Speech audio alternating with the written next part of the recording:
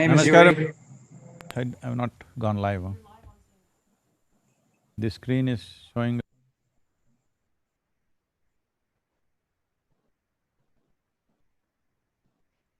Namaskaram, everyone.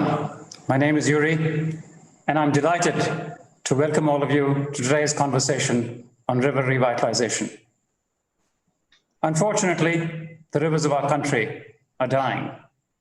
What else can one say if one knows that rivers that have flowed unencumbered for thousands of years suddenly decline by 40% or more in the short span of just 2 generations? Given that context, it's my singular privilege today to welcome amongst us the Honorable Minister for Environment, Forest, Climate Change of the Government of India, Shri Prakash Javadekar ji. Namaste. The Honorable Minister has been at the forefront of reshaping and re-envisioning, as it were, India's ecological trajectory. And talking to him today is none other than our Sadhguru. I think it's in the fitness of things that this conversation is happening today on September the 3rd.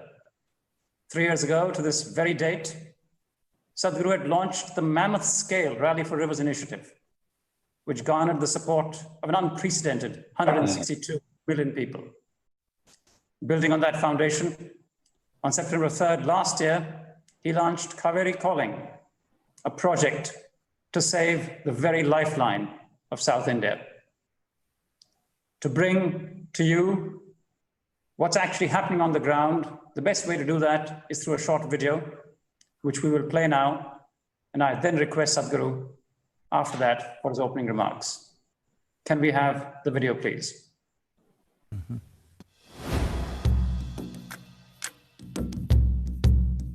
Hello? Give me some volume. So the vision is a very large vision for these two states. In Karnataka, where we are stepping in for the first time, the awareness generation phase was the most important phase. The most preferred medium of communication nowadays with farmers has been WhatsApp. And second, it has been Facebook. Whenever we reached out to lakhs of farmers through these internet platforms, what we saw is that there is a requirement for the farmer to speak to someone. So we had set up a helpline number. When we talk to farmers, some of them just pour out their pain. But when I talk to them, they really like the enthusiasm. They say that, if you are sitting somewhere else and you're speaking with each of us for 15-20 minutes, how can I not go and pick up the saplings? Equally important support that was happening was the support from Government of Karnataka.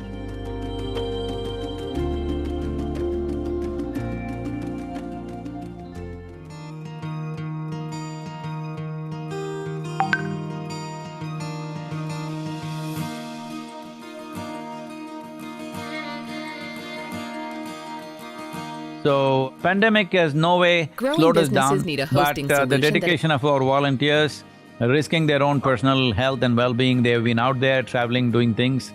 But above all, technology, media and the cooperation that we have from the forest officials and the agriculture ministry has made the difference.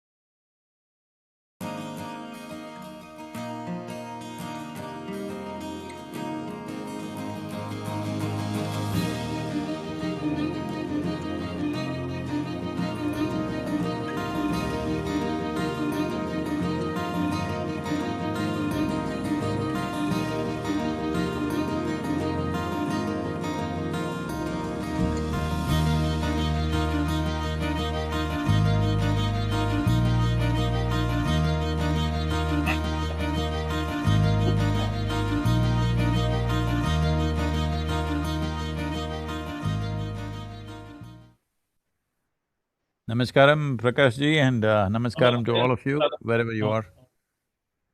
Uh, it's a privilege, and I see this as a great possibility for the future of the nation in terms of our ecology. When we say ecology, it is not an academic subject of some kind. It is the air that we breathe, the water that we drink, the food that we eat, the land that we stand upon. So without nurturing this, without taking care of this, imagining a life in a skyscraper is not a practical thing, which the whole world is realizing in a very hard way. But India, which still in many ways we are farm-based agriculture, where nearly 65% of the population is still connected with the land, I think this is appropriate time that we have these conversations and we take the nation in terms of policy and action, that we don't cause the damage and then try to fix it. Some damage has happened, but still 100% of the population is not out of the soil, they're still in the soil, 65%. So I feel this is the best time for this conversation. This is the best time for us to look at our policies, our actions and our commitment to what we want to make out of this nation, because nation is not just an idea. Nation is people, nation is the soil upon which we stand. We call this mother soil in this country. In Tamil Nadu, we call this Thai Mannu. So, that which is the source of our existence cannot be walked upon with negligence and wantonly. We cannot do this. We need to do this with some care and concern, knowing fully well we grow out of this soil and we go back into the soil. Having said that, Prakashji, it's truly wonderful to have you, and many steps that you have taken in the last few years has been very inspiring and supportive. Please, you can start the… Yeah. Guruji, first, let me wish you today, as today is the very good birthday to you, and I hope that you will have full 100 years of active life. That means a lot of work too much work. And I am senior to you in age, but you are senior in many respects. Why I was attracted to you was your inner engineering theory, millions of bright followers, Koimbatore Ashram, Adiyogi statue, your Sunday Satsanga, and you must be recalling that in 2014 when I took charge of this ministry, I called you for Chintan Shivir, which we organized for officers, and you had come in Guwahati. Yes. And that time you gave them lecture on values as duty, why we should do good work. And what you have started as river revitalization is a very important program. Government of India has already decided, and in Ministry of Environment and Forest, we have already prepared DPRs for 13 rivers. Ganga is already under implementation. Jhelum, Chenab, Ravi, Satluj, Bias, Yamuna, Brahmaputra, Mahanadi, Krishna, Godavari, Kaveri, Luni and Narmada. So 13 important river systems in India are taken, and more importantly, what we are proposing to this year, and that's an anecdote and then I will stop. I was visiting a remote part near the jungle in Kolhapur district. Farmers were complaining that, oh, elephants come and destroy our crop. So I called forest officers and what can be done? So they were saying some technical. I said, we kill or what we do? So farmers said, no, we'll never kill. That is India. That is India. We don't want anybody to be killed. As you know, in Australia, more than thousands of camels were culled recently. But our farmers are saying, whose crop is destroyed, says that don't kill the animal. What you do, why they are coming out? One explained me why they are coming out, because they don't get enough fodder and water in jungle. Therefore, they come out. Then I said to my officers that we will have water and fodder augmentation program in forest. And now we have selected 28 forests in 28 states, 10,000 hectares each, and catchment area treatment will be carried out, and the DPRs are being prepared through LiDAR surveys, so latest technology. And that we will have reached to value, and all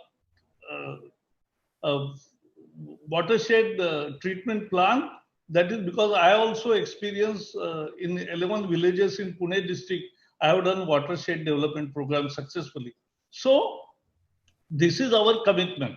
And that is the point where we come together. And I always hold that ideation comes from people like you, social workers, actually those who are in the field. Government has to implement. Your power is ideation. Our power is multiplication. That is what we are doing. So, Guruji, pranam.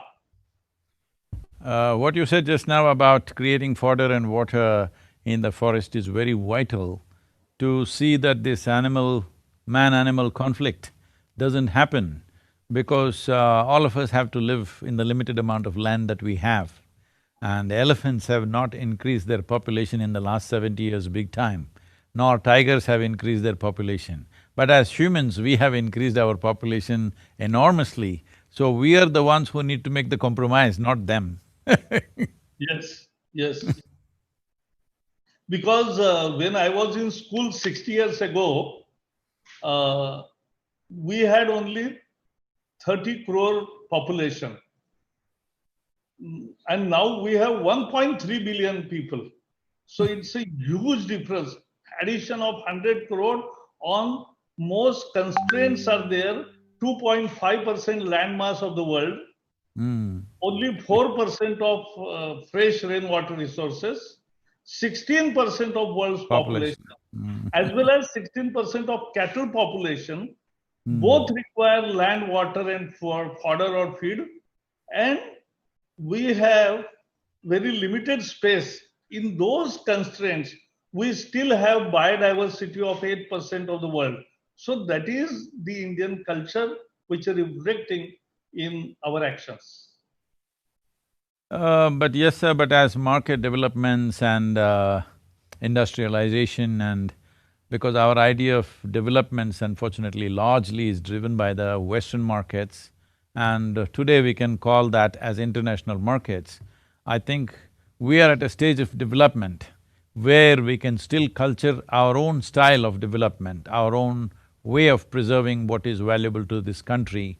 So it's in this effort that we are trying to bring about certain basic changes in the way we farm the land and how we relate to the land and how we can preserve this land. Because right now, most of the studies in the world say there is topsoil only for another 60 years of agriculture on this planet.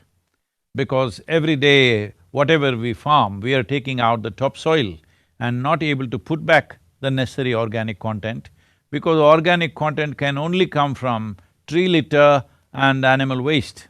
Both these things have become very scarce, and the government of India has a mission to make at least 33% green cover in the country.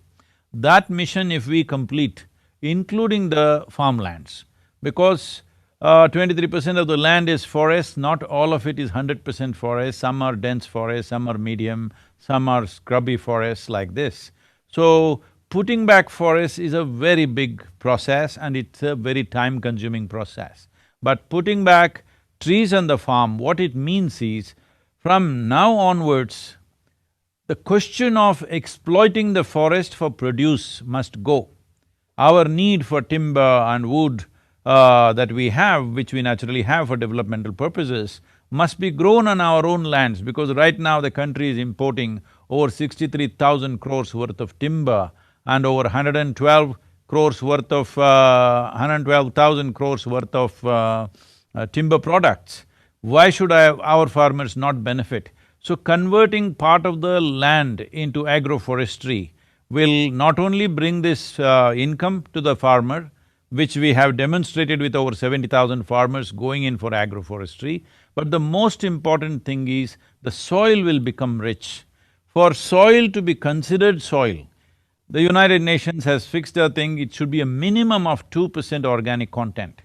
But nearly 52% of India's soil has only 0.5 percentage of organic content. This is because only in the last 40 years, we are trying to grow crops with simply fertilizers. There is not enough organic content, there are no trees, there are no animals on the farm. We have to bring back trees, and we have demonstrated this. By doing this, the nutrient level will go up. I know the Prime Minister in his Mann Ki Baat, I've not heard the talk, but people have sent me the gist of his talk, and he is talking about making this month a nutrition year. See,